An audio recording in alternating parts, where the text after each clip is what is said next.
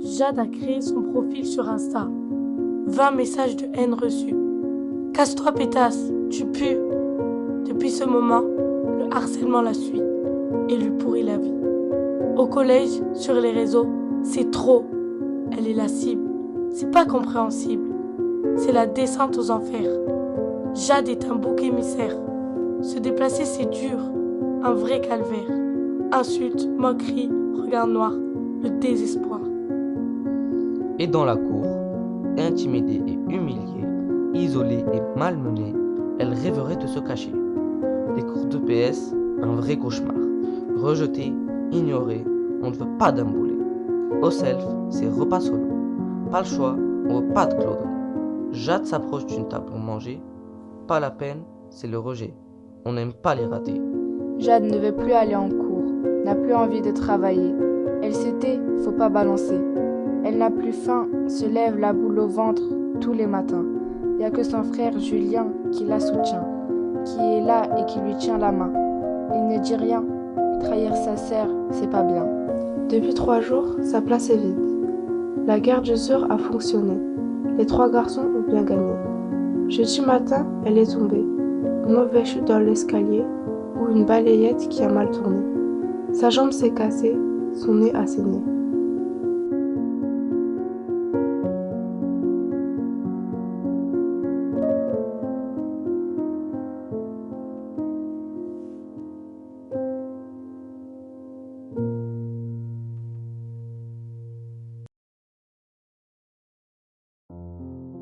James était nouveau, sans amis, à l'écart. Il devait s'intégrer.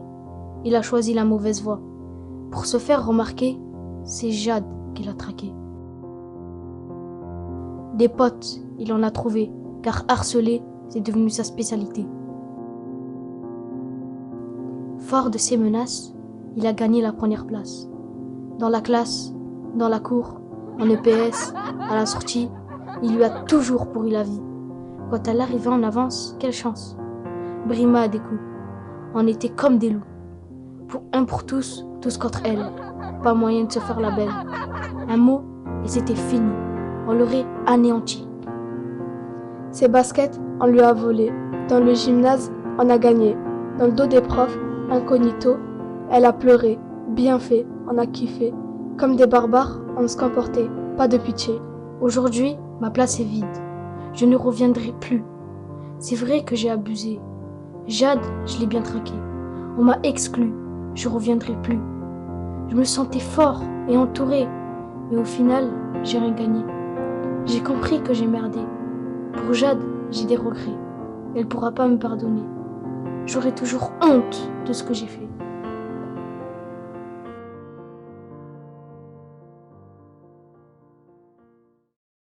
On n'a rien fait. On n'a rien dit. On a tous rigolé. Les yeux, on a fermé. Peur de voir, d'aider, de tout balancer. Au final, sa douleur, on a aimé. Indifférent, égoïste. On était mauvais. On voulait juste s'amuser. On a dérapé. Mais la vie, c'est pas ça. Il faut choisir nos causes. Dès aujourd'hui, on peut changer les choses. Soyons à la hauteur, c'est pas trop demandé. La souffrance au collège, stop. Faut pas la tolérer. Le rejet, la douleur, elle sera gravée à jamais. Faut pas être silencieux et rester bien tranquille. Il faut sentir la solitude et l'urgence, exprimer ses combats, ses refus, ses évidences. Stop au harcèlement et à ses conséquences. L'inertie, c'est dur, oui. Aux injures, aux menaces, stop.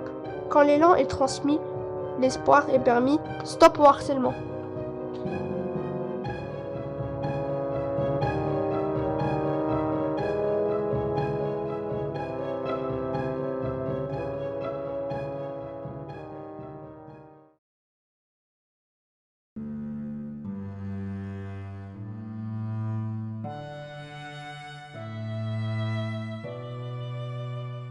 Un élève sur 10 est victime de harcèlement. Le harcèlement, c'est grave. Il faut briser le mur du silence. Le harcèlement est un mal qui peut conduire à la dépression et au suicide.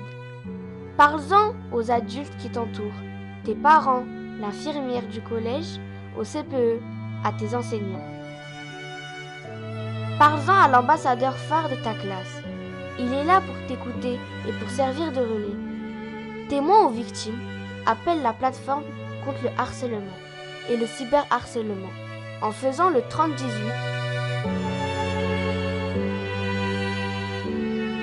Le harcèlement est un délit qui peut être puni jusqu'à 10 ans de prison et 150 000 € d'amende. La parole doit se libérer.